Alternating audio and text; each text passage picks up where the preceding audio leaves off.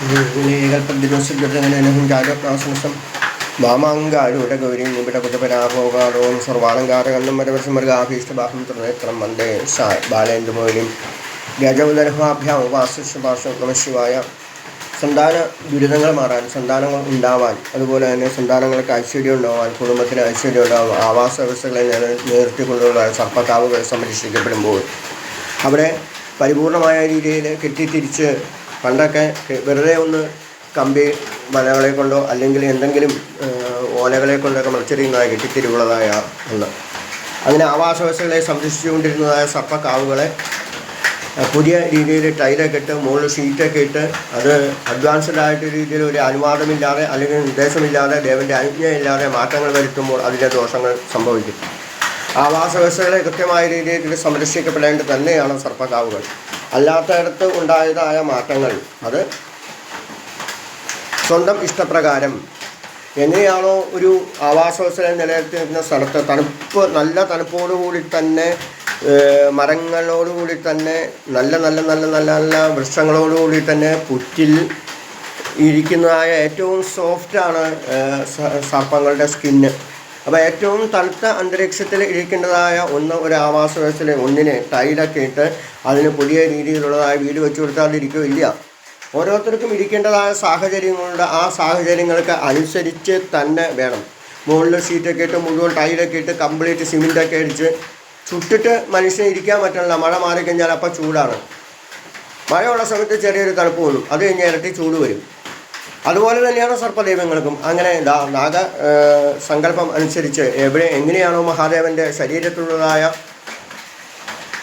ആയിരക്കണക്കിന് നാഗങ്ങളിൽ 54 നാഗങ്ങൾ പ്രധാനമായിട്ടും പിന്നീട് അനന്തൻ, വാസുകി, തക്ഷകൻ, കാർക്കോടകം, പത്മം, മഹാവത്നം, കുളികൻ, ശംഖപാലൻ മുഖാലയവയെ പ്രത്യേകിച്ചും ആവാഹിച്ച് നേദിക്കപ്പെടുമ്പോൾ അവിടെ എന്തായിത്തീരുന്നു? അവിടെ മഹാദേവൻ്റെ ശരീരത്തിലുള്ളതായ സർപ്പങ്ങളെ പ്രത്യേകത അവിടെ വെച്ചുകൊണ്ട് നൂടുംപാലം നൽകി സ്വീകരിച്ച് അവിടെ തർപ്പിച്ച് അവിടെ പന്തങ്ങളൊക്കെ കത്തിച്ച് വെച്ചുകൊണ്ട് എന്താണ് പണ്ടത്തിൻ്റെ പ്രത്യേകത എന്ന് ചോദിച്ചാൽ, നാഗത്തിൻ്റെ തലയിൽ നിന്ന് നാഗമാണിക്യത്തെ സങ്കല്പിച്ച് തിളങ്ങുന്നതായ ഒരു ചൈതന്യത്തെ സങ്കല്പിച്ചുകൊണ്ട് നാഗത്തിൻ്റെ തലയിലിരിക്കുന്നതായ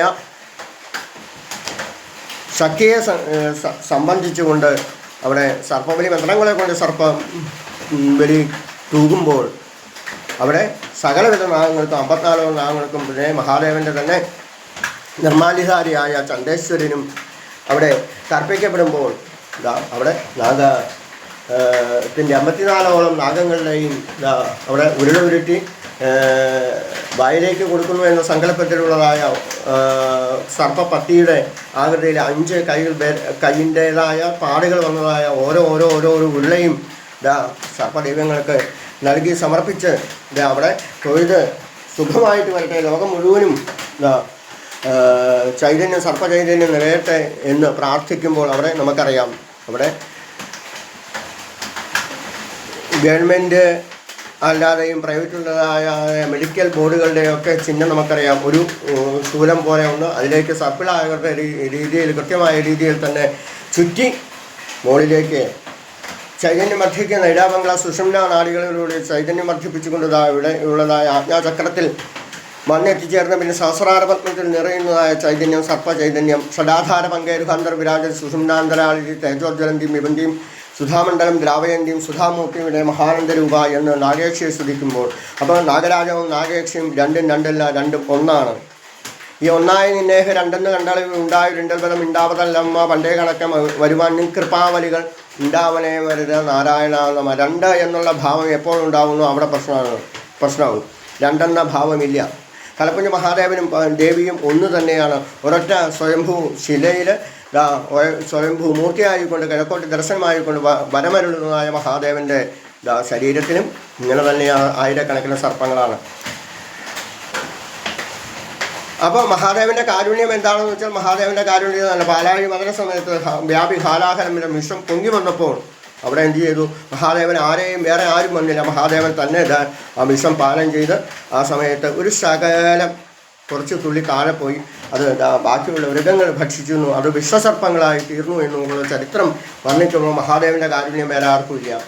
ക്ഷിപ്രപ്രസാദിയും ക്ഷിപ്രകോപിയുമായ മഹാദേവൻ എല്ലാവരെയും അനുഗ്രഹിക്കുമ്പോൾ ഒരേ രീതിയിൽ തന്നെ പ്രസാദിക്കാനും കോപിക്കാനും കഴിവുണ്ട്. അപ്പോൾ മഹാദേവൻ്റെ തൃക്കണ്ണ് തുറക്കാൻ അനുവദിക്കാതെ മറ്റ് ചന്ദ്രക അഗ്നി വിലോചനം തൃണയനം പത്മസ്തുയാന്തിസ്ഥിതം ചന്ദ്രനും സൂര്യനും ആയതായ കണ്ണുകളെ തുറന്നുകൊണ്ട് ആനന്ദ നൃത്തമാടിച്ചുകൊണ്ട് ലോകത്തെ മുഴുവൻ പ്രേമസ്വരൂപനായിരിക്കുന്നതായ തലപ്പുഞ്ച മഹാദേവൻ എല്ലാവരെയും അനുഗ്രഹിക്കട്ടെ എന്ന് പ്രാർത്ഥിക്കുമ്പോൾ സർപ്പ ബലിയും ഉത്സവബലിയും വളരെ ശുദ്ധത്തോടുകൂടി തന്നെ തെറ്റാതെ ചൊല്ലേണ്ടതാണ്, തെറ്റാതെ ഉപാസിക്കേണ്ടതാണെന്ന് ഓർമ്മിപ്പിക്കുന്നു. രണ്ടും കൃത്യമായ രീതിയിൽ നടന്നാൽ പരിപൂർണ ഐശ്വര്യവും, അല്പം തെറ്റു വന്നാൽ അതിൻ്റെ അപകടവും വരുത്തുന്നതാണ്. അപ്പോൾ വളരെ ശ്രദ്ധിച്ച് ചെയ്യേണ്ട രണ്ടാണ് ഉത്സവബലിയും സർപ്പബലിയും എന്ന് ഓർമ്മിപ്പിക്കുന്നു. എല്ലാവർക്കും നല്ലൊരു ശനിയാഴ്ച നേരുന്നു.